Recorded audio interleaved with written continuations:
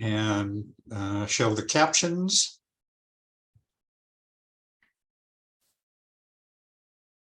Okay.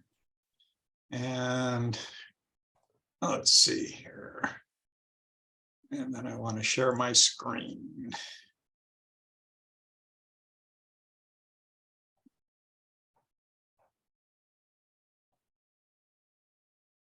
Okay. All righty. Good morning, everybody. Glad to see you. Hard to believe this is going to be our last meeting of the year. So just a reminder that our schedule is going to be January 9, 23, and 30. No meeting on December the 26th, of course, Christmas. No meeting on January the 2nd, which of course is New Year's, and no meeting on January the 16th, which is Civil Rights Martin Luther King Day. So we're not going to see each other a lot, except that you're going to hear a little bit later that we're going to move ahead with some of our planning and hope to have some breakout group meetings, even though we may not be meeting as a task force on Monday mornings or Monday afternoons for that matter. So I wanted to just bring you up to date about that. So a couple of things. Mala, I know you're online. I know you didn't want to spend a lot of time on this, but can you just briefly talk about the wireline competition and request for comments regarding cybersecurity? Yes, of course. Good morning, everyone. As you all are aware, we've been fighting a lot for getting cybersecurity reimbursable through the E-rate program. So far, it is not.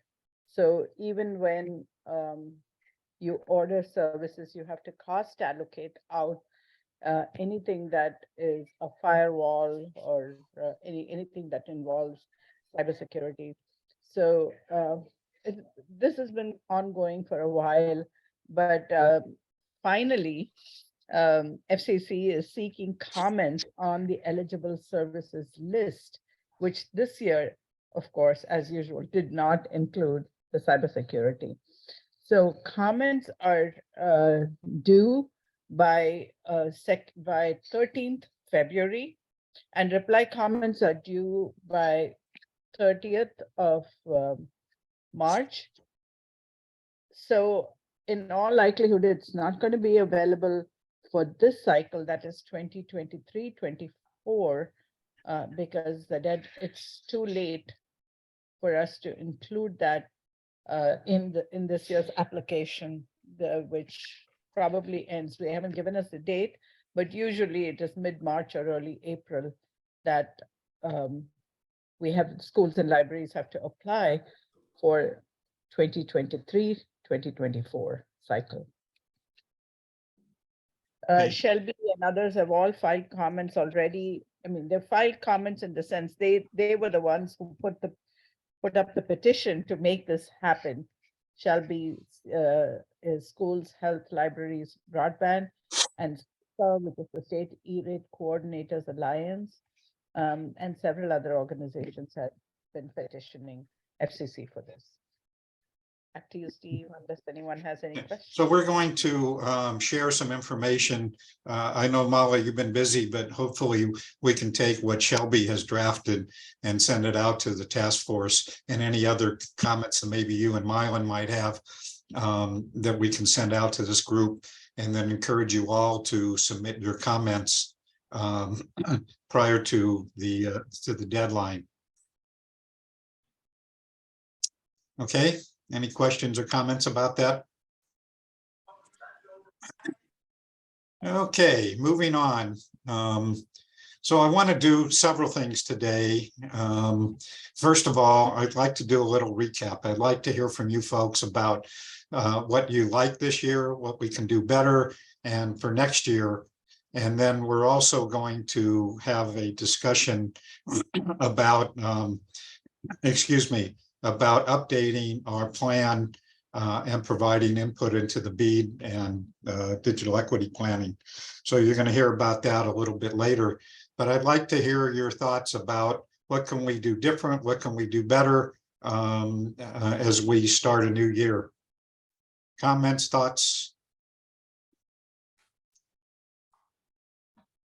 Don't everybody speak at once. Well, I'm assuming everybody's happy if you don't have comments. Okay.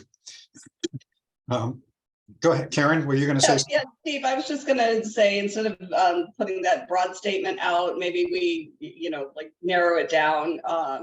How does everybody feel about the presentations? Is there anything different we can do about that? Just to get the conversation started. Because I'm sure with however many people we have on the line, someone has some comments. Or maybe not. I guess that's a good thing. But you will hear as we get into a discussion about updating the plan, that you will hear about that we will be moving more and more to having work sessions rather than just having our Monday meetings. Yes, Kirk. Kirk, hello. Kirk, you got your hand up. What do you want? Hello. Yo. He's on mute, probably. Yeah. He's trying to get himself off mute. I'm trying to lower my hand. Oh, okay. Okay. Everything's wonderful, Steve. Thank you. Okay. I'm on the mobile, so I don't know how to do this. Okay. Well, don't worry about it. If you're not, just you don't have anything else to say about it. Okay. I have one thing to say if you want to hear it. Okay. I love the updates first. I would love it because sometimes we get Leah on, sometimes we don't, sometimes we get Derek on, sometimes we don't. I would love to just plow through the updates first and then get into the presentations. So that's just my opinion. Okay. And I've heard just the opposite from some folks, that they would like the presentations first and the updates later. So we'll play with that a little bit. Okay. Anybody have any other thoughts about that? This is Mala. I like just the opposite, the presentations first. And the reason is sometimes the presenters may not want to sit through all of our updates. And also that some of us have to jump off to other meetings. So if we can hear the presentation, which is always often new, so we'd like to listen to the presentation first and then go through the updates.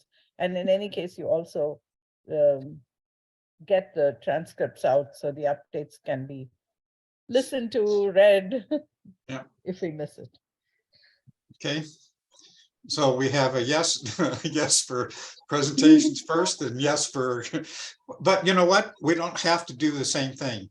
And again, I'm hoping, and I'll comment about this again later, that I'm hoping that we might move towards maybe meeting every other week and having some work groups meet in between. And so you'll hear more about that as we talk about moving ahead with getting our plan updated. Okay, any other comments about that? This is Jan. Yeah, Jan. And hi. And I would like to see the presentations first, mostly from a time management perspective. If we tend to run out of time, it tends to compress the presentation a little bit. So just to make sure that the presenter has adequate time to get through everything that they need to do. Okay. Okie doke. So moving on. So it doesn't look like Sandeep is online today, and I don't believe Nicole is online today. And again, that's the reason we're moving towards the 3 o'clock time meeting instead of the 7:30 a.m. And I know for a lot of folks, they're going, oh, thank God, we don't have to get up when it's dark out. But and others are going, I'd like to get it done and before we get into the business of the day. But it's really important that we hear from Sandeep and from Nicole. So I think we're going to give this a try. Okay. Moving on, I have not heard from Nicole.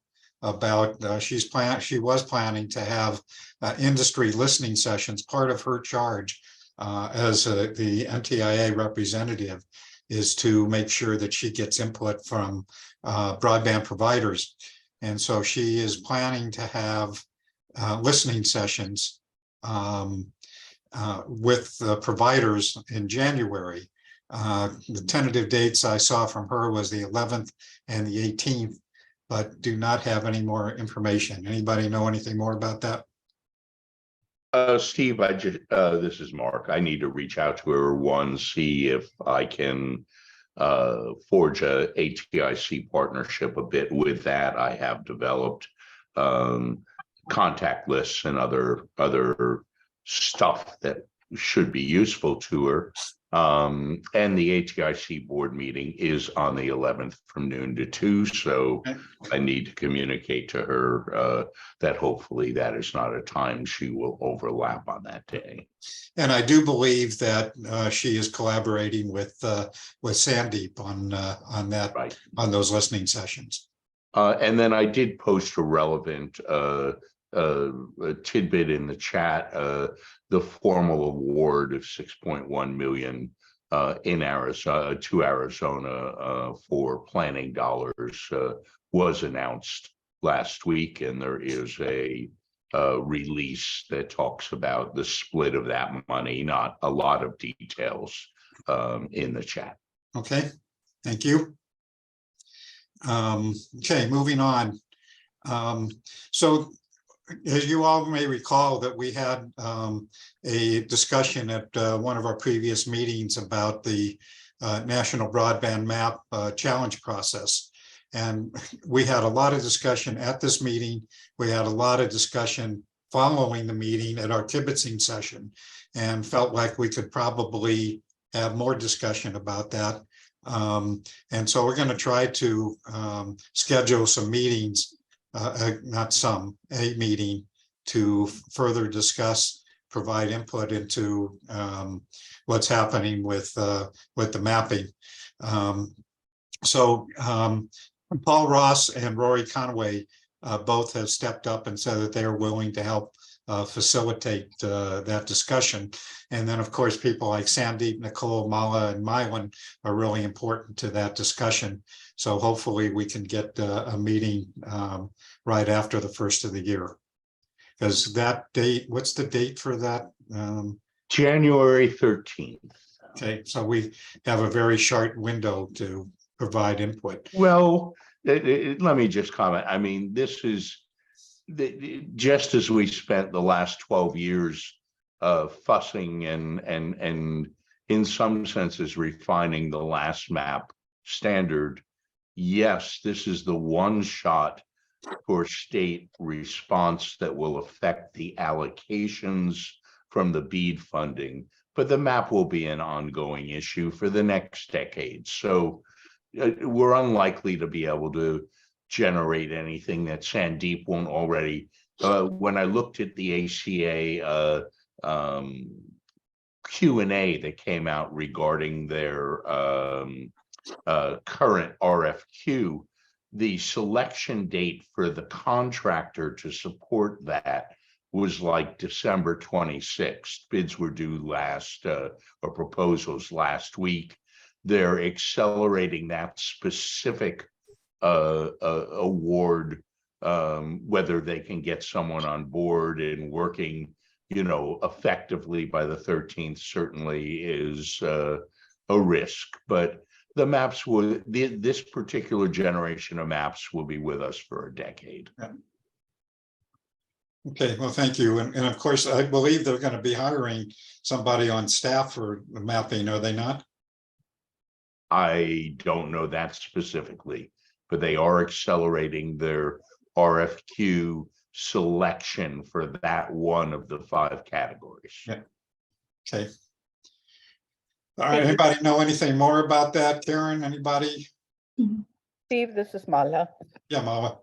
Just wanted to say that while I agree with Mark that this is going to be available with us for the next, I don't know how many years, the January 13th deadline is for the maps for the challenge for the BEAD grant. And so if we don't challenge by then, even though we can do ongoing challenges, they have said, FCC has said that they may or may not accept anything that is received after January 13th to consider. So that is why that deadline is so important.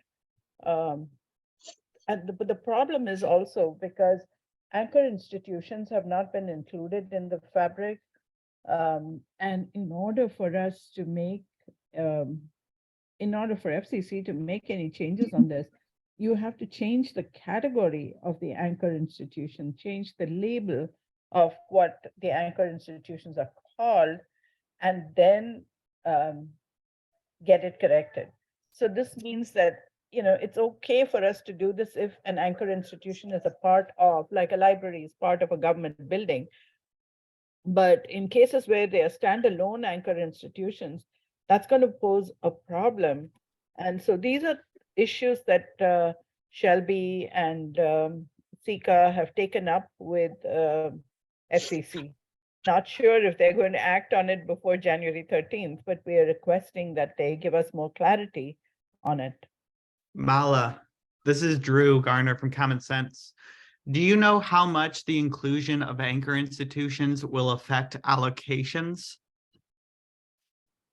I don't know, but I'm guessing it will, because in many cases it doesn't stop with just the anchor institutions. It's also multi-dwelling, and several others. We just did a spot check and found that many of those are not included, and many of those that are in really rural areas have not been included. And those that, especially those companies that have been bought over, they don't have the latest maps, possibly because they have not been given the latest maps from the organization that they bought it from. So there are several issues. It's not just that the service providers are not willing to provide them the updated information. It is that they themselves don't have it. So it's a Right. bigger issue than we suspected, and for them to base it entirely on the current maps is going to be a challenge. And I know if I'm not mistaken, Mala, people have been trying to get them to change the deadline because of the holidays and everything. Do we know anything more about that? The only thing I know is in the last meeting that we had, they said they need that much time in order to be able to do their work and release the BEAD money on time. So if we try to do that, they're going to compress that. They're going to have to compress that timeline, which they are in discussion with CastQuest. I think that's the organization that is doing the mapping for them. And Steve, Yeah, Mark. two quick things then.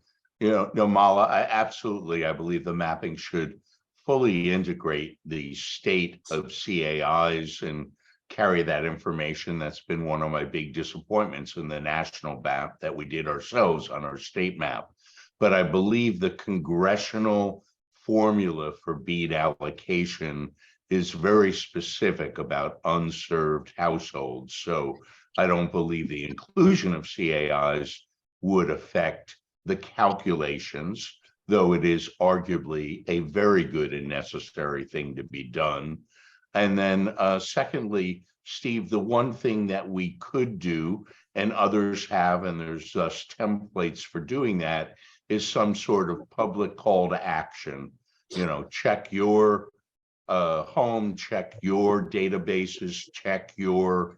This is not just a state response, but individuals or organizations can crowdsource detailing, uploading unserved household locations themselves. It all doesn't have to funnel through the state. So the one possible immediate action is a public call for crowdsourcing that data. Now, arguably, those in those unserved households probably don't have internet. And so, you know, we face what we did on some of the federal aid programs, but there's a thought.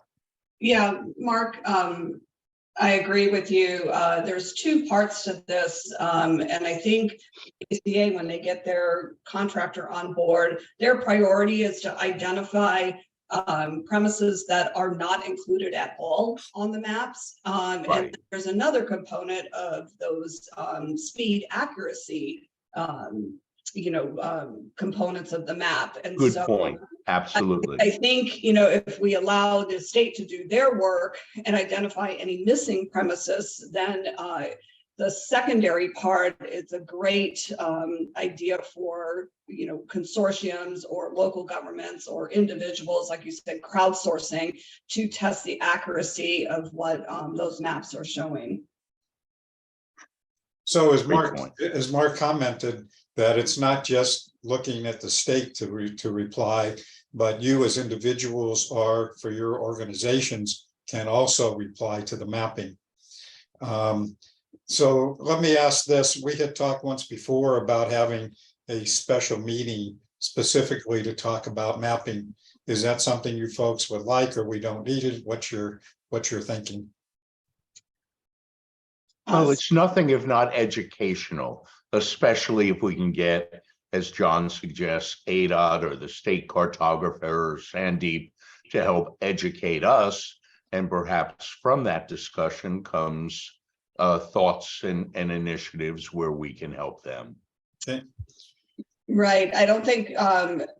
I think we need to understand the state's approach and what their contractor is going to produce. And so we're not duplicating efforts, that we can fill in gaps where, you know, if that deadline stays with January 13th, there's only so much someone's going to be able to do. So there may be an opportunity for us as a group collectively or individually, you know, to help fill in those gaps. So here's the problem, obviously, is we're now hitting the holiday season. We are not meeting as a task force next week, obviously, because of Christmas. But that doesn't mean we can't meet later in the week if people would be willing to do that. I know that for a lot of folks, hey, they're taking the week off, not going to be able to do that. We'll run into that same situation with New Year's. What are people's thoughts about that?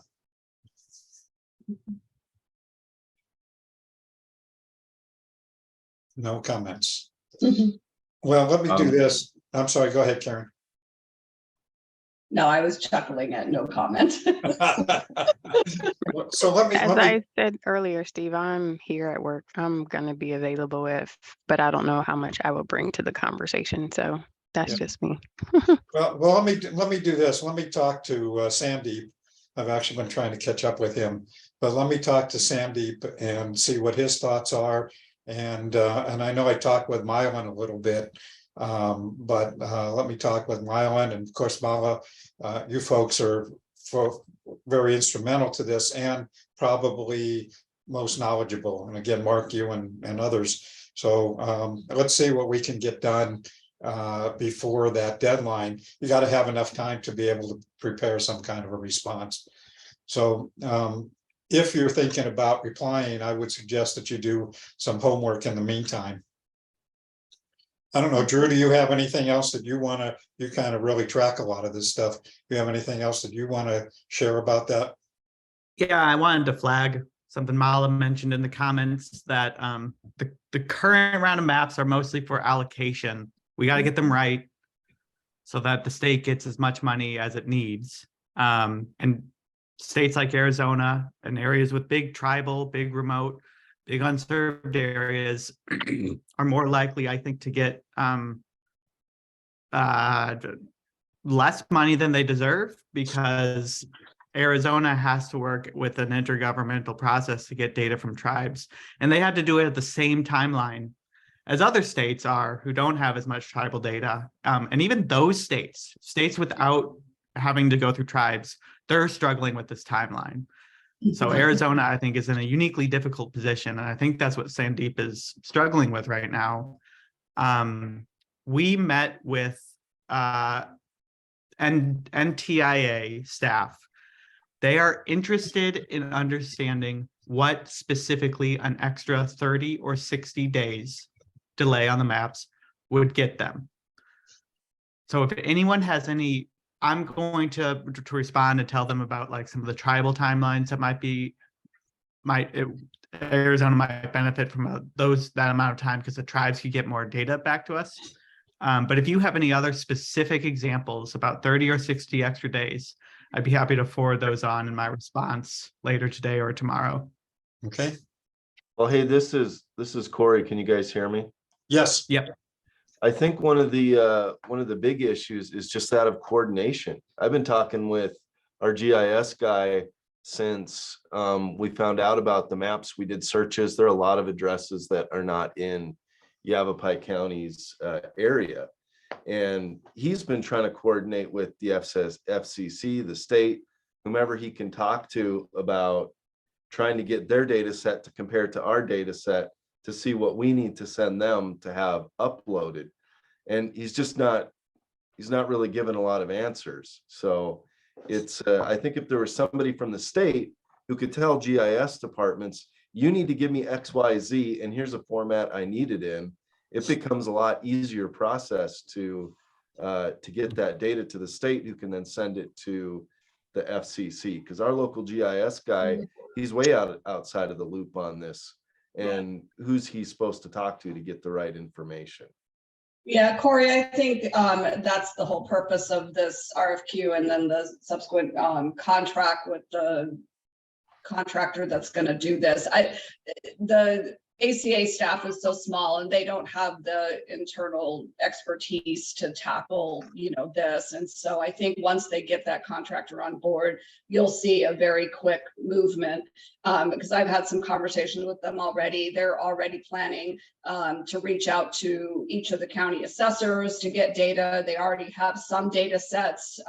So they have an idea of the approach, but again, they're going to leave it to that contractor to manage that whole process.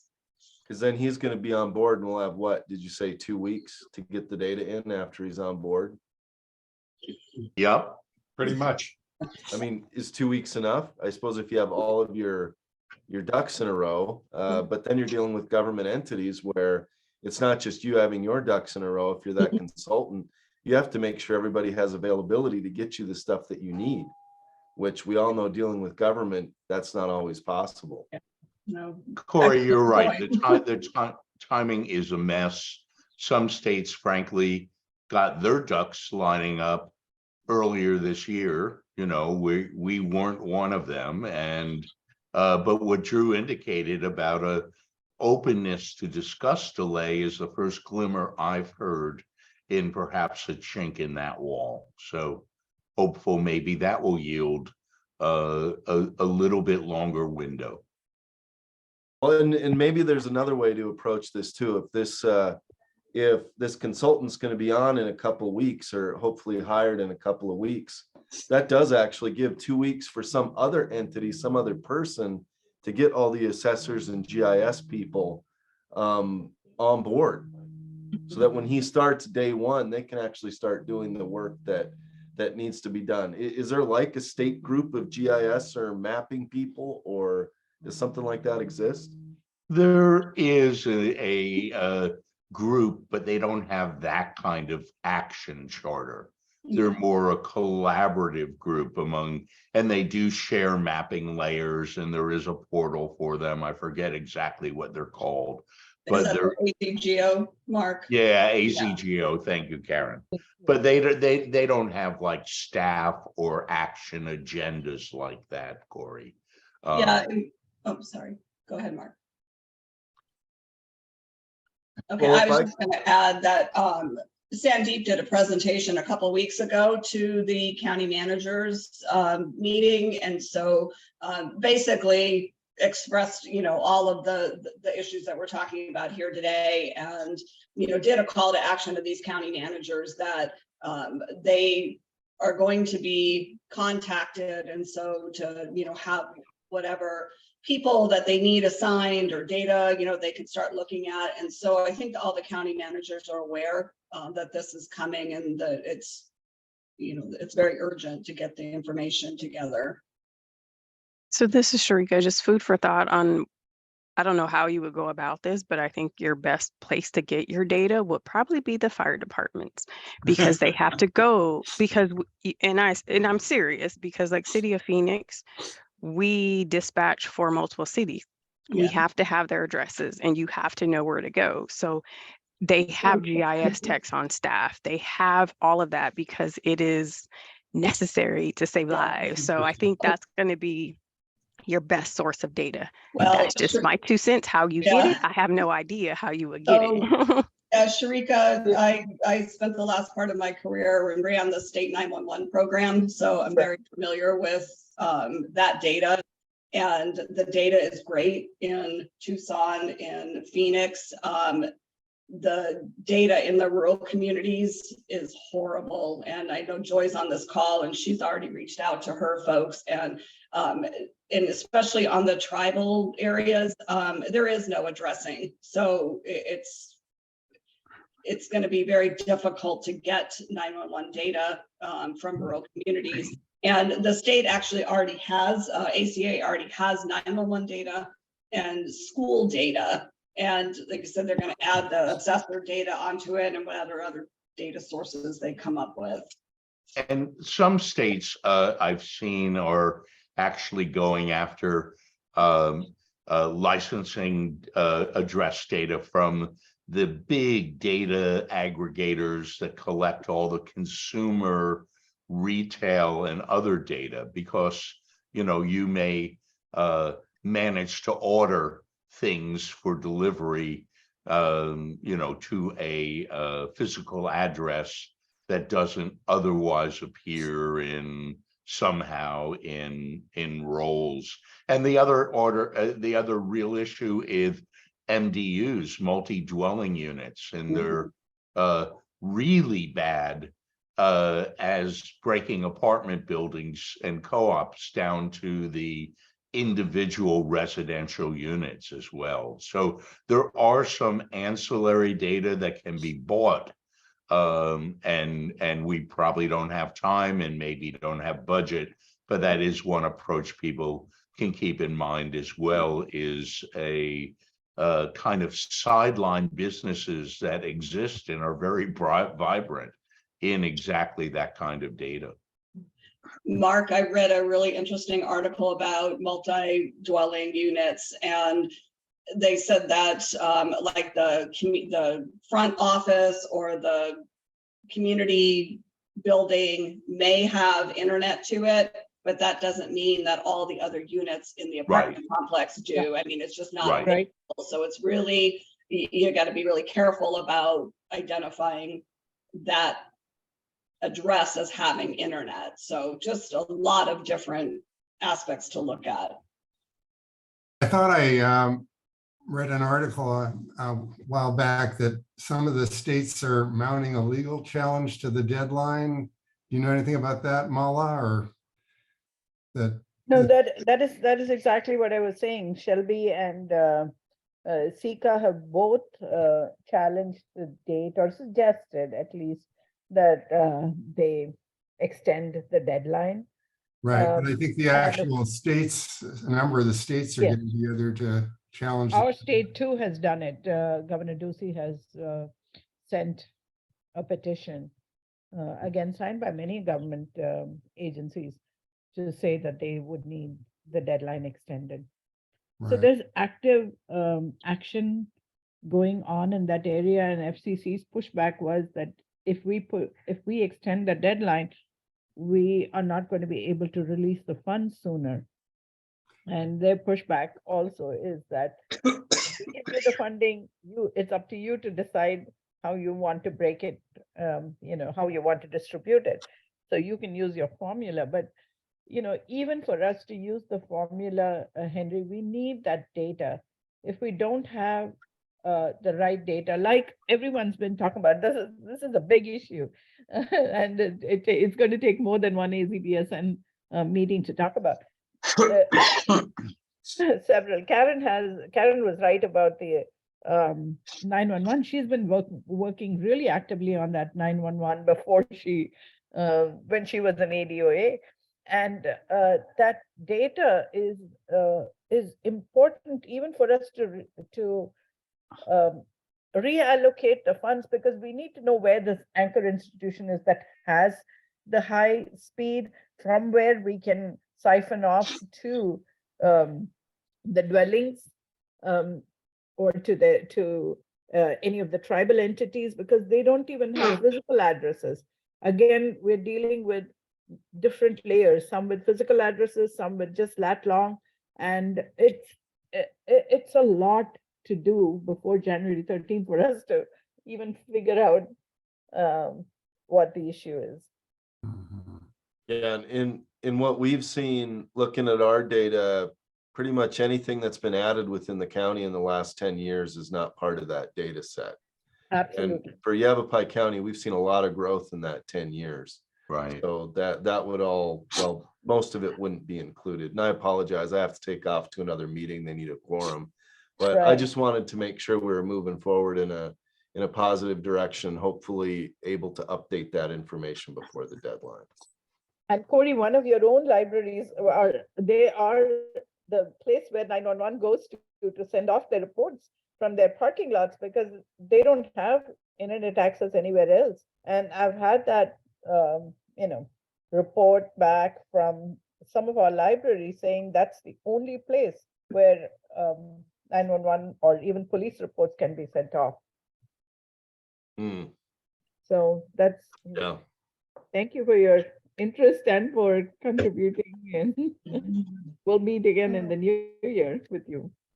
Sounds good. Thank you, Mala. Bye, everybody. Happy holidays, Corey.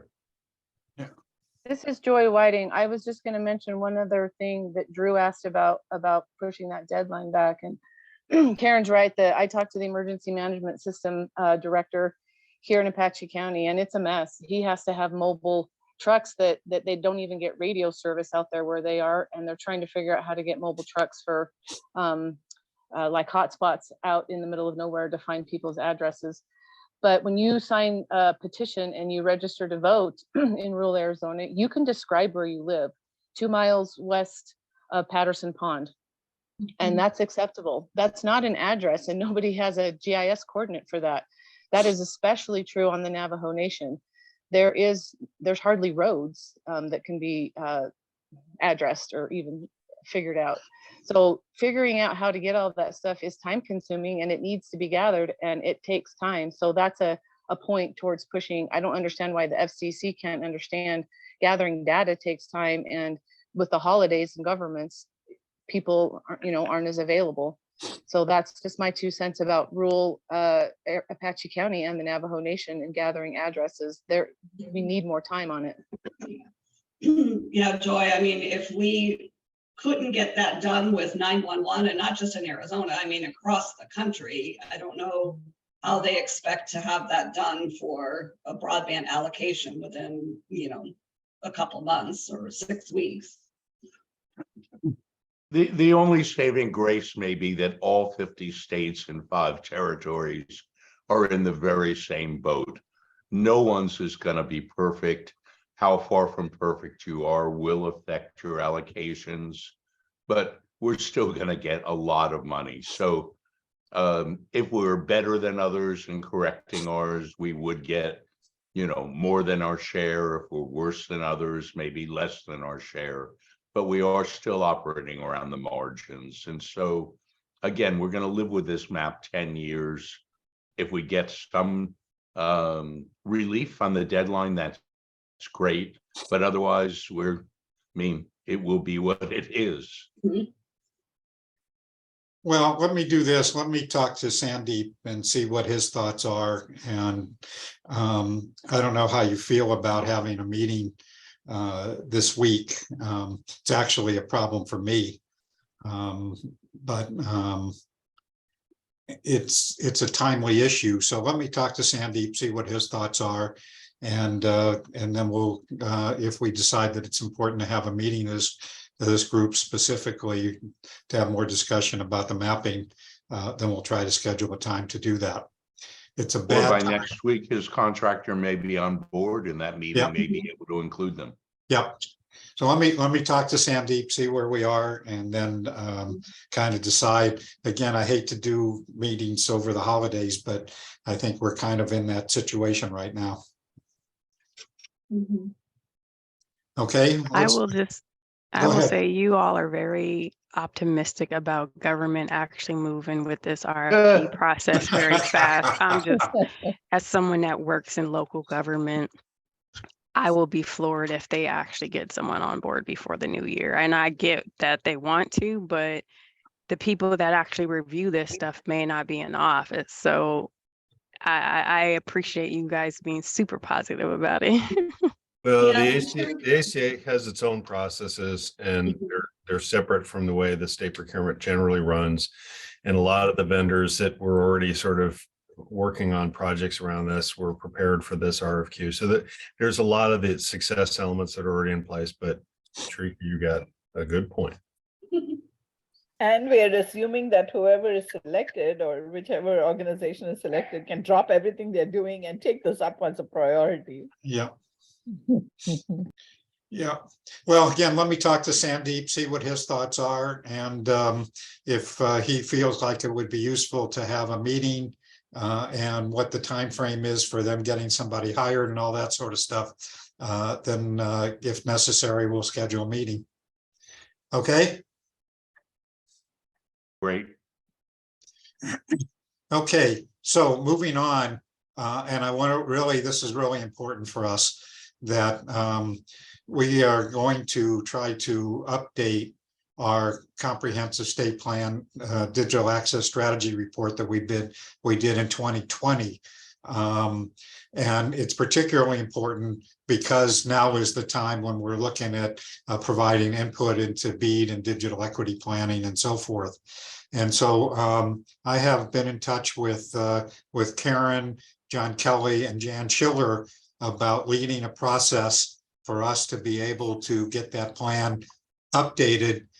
And again, sooner than later, even recognizing that the holidays are coming up. So John, Karen, Jan, you guys want to kind of share the discussion we had the other day about how we're going to proceed with this? Sure, Steve. And Karen, I know you have a time constraint, so I'll just do a quick kickoff and let Karen do some more. But in general, what we've been talking about is in November of 2020, this group and predecessor participants to this group in their various roles helped contribute to a very extensive document, which was putting together kind of a roster of activities that had been taking place over the last several years, and in particular, with COVID knocking everybody back into their homes and away from schools and offices and healthcare, and really putting in sharp relief where we were, where we weren't, and where we needed to go. It had a technology component, it had a digital access kind of rubric for the way to think about it. Tons of appendices, 52 pages in all. And when I did a word search, I found the word recommendation about 45 times.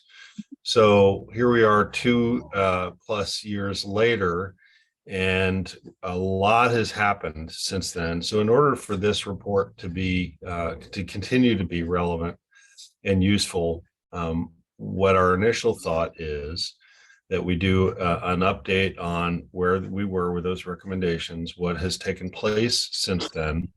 And of course, every hiker knows that every time you climb one hill, you see the next hill that you have to climb. So documenting what you all have accomplished, and then what additional activities need to be done. Wow, the conversation we've had all morning about mapping is a great example of that. So we do not want this to be a super long and drawn out process for a couple of reasons, one of which is readability and relevance. The relevance piece has to do with the fact that we've got 41 new legislators who have not been engaged in the broadband and digital access discussion. We have a new governor-elect office, new leadership in various important state agencies likely coming here shortly.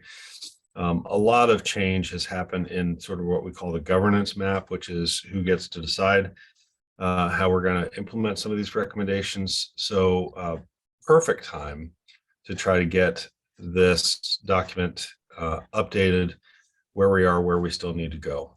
And I think Karen and Steve, you all some suggestions about how we do that, but I wanted to introduce the concept. The reason we're bringing this to you all is we know that everybody has a piece of this and has participated at different levels, but everybody has contributed.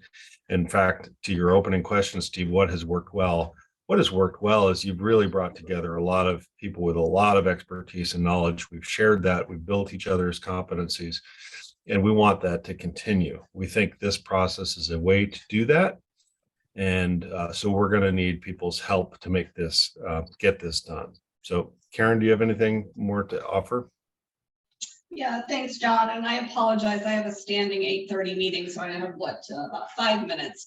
But what we talked about last week and over the last few weeks, updating this plan, we just really want to just touch on what we've accomplished and maybe some things that are left to do, and identify, the significant changes that have occurred in the last 2 years, and then put together a short, succinct document that we could hand to a legislator, we can hand to a state agency head, and they can quickly see what the recommendations are from AZBSN.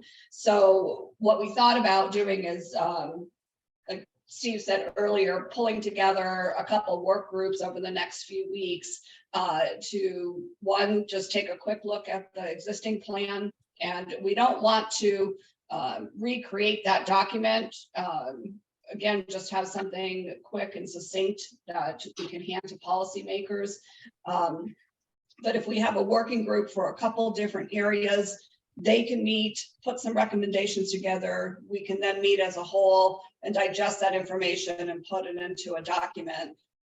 Some of the work groups that we talked about last week, and this is open for discussion, were cybersecurity, continued infrastructure development, community planning, just the digital inclusion and connectivity, schools and libraries, and then funding, in the sense of, we've got so much money now, it's not a matter of looking for funding, it's a matter of how does AZBSN influence or make recommendations to these funding sources like ACA on the best way to divvy that money up and allocate it. We're talking about things like a state allocation for match, similar to the E-rate program, to help some of these rural communities, because the beads have a significant matching requirement. So like I said, having maybe 3 or 4 working groups that are willing to come together and put some things down on paper and then submit, and then we compile that and put it into a report, for our policymakers. So I think that was, sorry, I'm trying to rush through that because I need to jump off, but Jan, I think she's on the call as well, if she wants to add. Yeah, something. Jan, do you have anything you'd like to add? No, I think that was an excellent summary of our discussion, and I'm really looking forward to helping facilitate a process that results in a short, succinct document that legislatures will find very readable and actionable. If I may chime in, what may be useful, I would hope it would be, is the annual work I do with the Tech Council for their public policy guide. That's something very specifically aimed at legislators. I worked in parallel with the production of the 2020 report on distilling that to legislative speak, and not as much the background as the specifics. So John, Jan, Karen, I will send you the word excerpt of the 4 state legislative sections on broadband from the Tech Council as maybe some baseline fodder. That's great, Mark. Thank you, Mark. So the tentative plan is that we will use Google Docs as we did. So for those of you who participated early on when we did our first go at this task force recommendations, that we had teams and we had champions for each of those teams, and they helped to lead the planning of those teams. And in essence, what we were asking them to do, and I think we will do the same thing with this iteration, was, well, and of course, John already mentioned that we do want to do kind of a recap of what's already happened here in the state, but also that we're asking basically three things. One is, what's the problem or what's the need? Secondly, what's the barriers? And the third thing was, what are the recommendations that we need to address those things? And so hopefully that we will do something very similar to that as we move ahead with developing these different teams or action plans. So I'm going to publish a list of the suggested teams. And I would like, if any of you have any thoughts today that you'd like to share about what teams we should have, now's the time.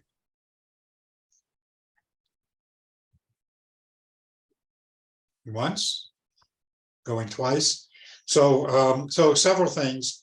So we will do Google Docs, and I'm going to develop a Google Doc for each of those.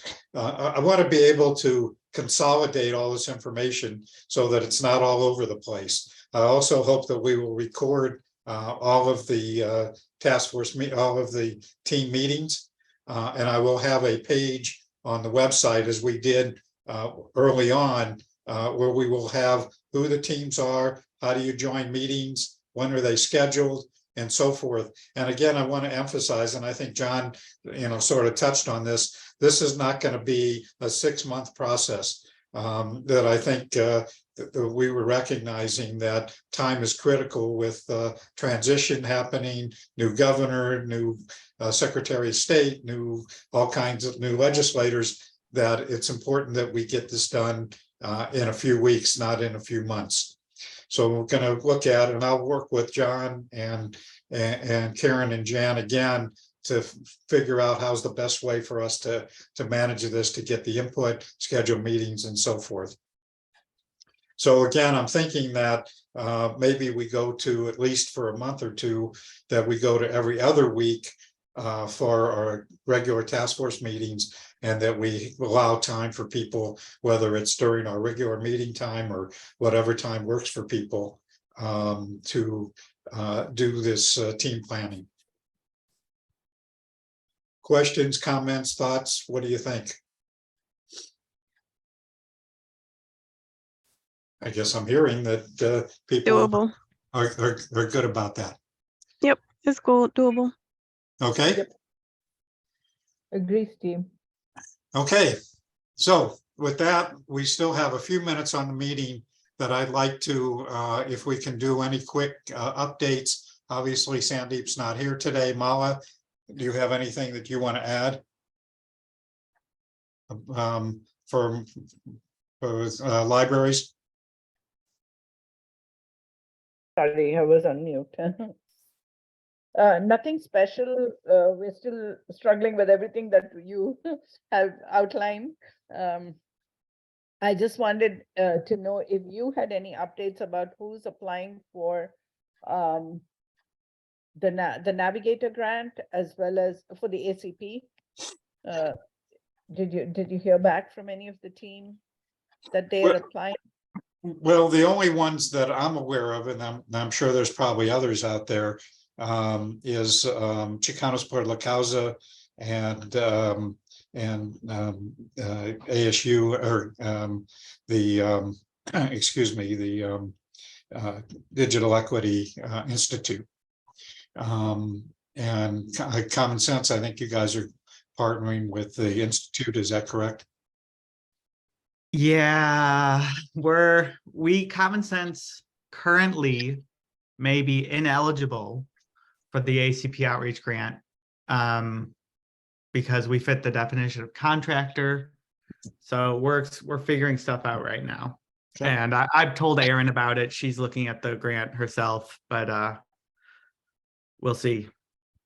So I don't know if anybody knows anybody else who's planning to apply. I know there was some discussion. Cindy, do you know, is Pima County going to apply or not? I don't believe Pima County is going to apply. Okay. So do we know anybody else that's planning to apply? Apparently not. Okay.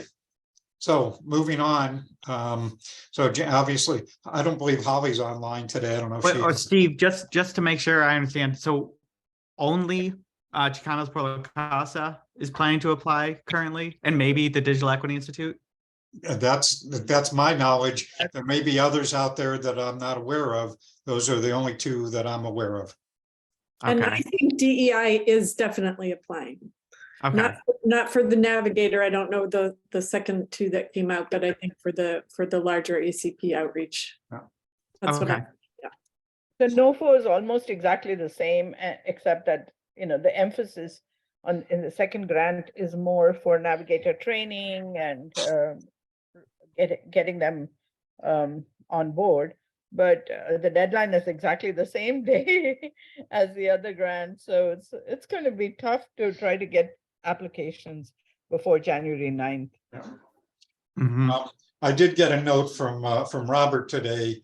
Chicanos, again, I think they have 5 states that they work with.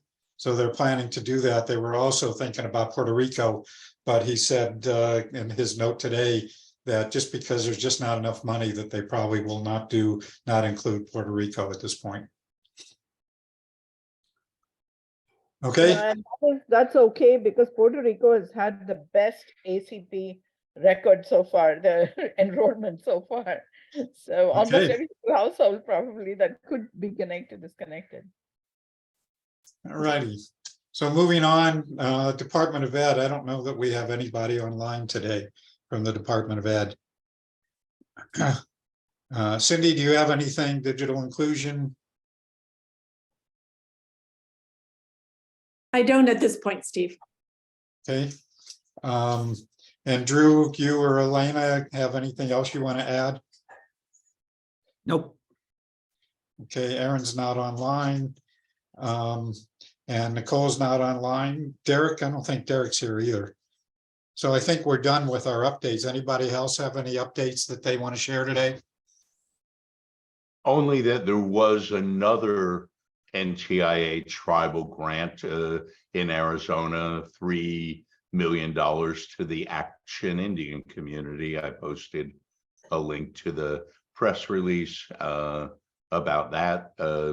I've lost count. There's been 6 or 8 NTIA tribal grants in Arizona now from the first round. Okay. And I do have confirmation from the NTIA that round 2, the new $1 billion round is expected to be announced with its NOFO in the first quarter of next year. So that is coming up. Okay. All right, any other input, comments, whatever? So first of all, I want to thank you all for your participation this year. I know we've had different kinds of people, different people have joined at different times, but I really appreciate it. It'd be interesting to see when we go to 3 o'clock, whether we'll have more or less participation. But I think for a lot of folks, they're kind of looking forward to having our afternoon meetings. So hopefully you'll all schedule that. I will send today, I've been putting off because I didn't want to confuse people, but I will send a meeting request today to everybody so that you can get it on your calendar. And I have to check, I don't think it's a problem about whether we can use the same link for, excuse me, for Zoom, but I'll have to check on that for sure. So with that, I will also tell you that it may be take me a little time to get the update of this meeting out. We've got a lot of things happening. My son is going to be here for a few days. He's stepped up for his company to work over Christmas so that those who have families, children, and so forth won't have to work on Christmas. So we're having our early Christmas this week. Anyway, that's all I have. Anybody else have anything else they want to share before we end for today. If not, I want to wish you all happy and safe holidays, and we will see you in January. Thank you, Steve. Happy Steve, I want to holidays. take all. take a minute to thank you for, on behalf of all of us, for doing such an awesome job of facilitating without fail every one of our AZBSN meetings. Thank you, Steve. I know it takes a lot to do this.